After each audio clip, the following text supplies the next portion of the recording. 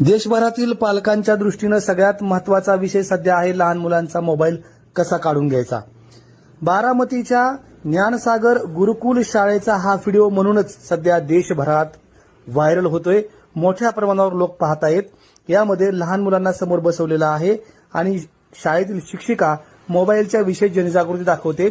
शाळेतून घरी आल्या आल्या आपण दप्तर तसंच फेकून देतो आणि स्कूल बॅग फेकून दिल्यानंतर थेट मोबाईल घेऊन बसतो। मग आपल्याला आई वडील आपल्याला सातत्याने सांगत असतात की तू मोबाईल घेऊ नकोस, पण आपण मोबाईल सोडत नाही। अशा वेळेस मोबाईल घेऊनच झोपतो, मोबाईलच घेऊन सगळे कामं करत असतो आणि सातत्याने वेळ मिळेल त्यावेळेस आपण मोबाईल पाहतो, पण यामुळे आपली दृष्टी जाऊ शकते। असा संदेश या व्हिडिओमध्ये देण्यात आल्यानंतर डॉक्टरांनी ते तपासलं आणि त्यामध्ये तिचे डोळे गेलेत असं जाहीर करून टाकलं।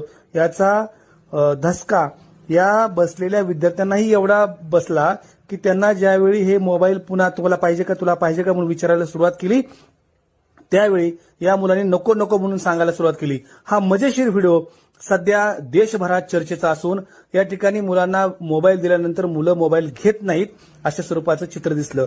ह्या व्हिडिओची सध्या फक्त बारामतीत नाही तर संपूर्ण देशभरात चर्चा असून या व्हिडिओचे लाखो व्ह्यूज आतापर्यंत आलेले आहेत आणि विद्यार्थ्यांना नेमकं कशा पद्धतीने जनजागृती करावी याचा देखील उत्तम संदेश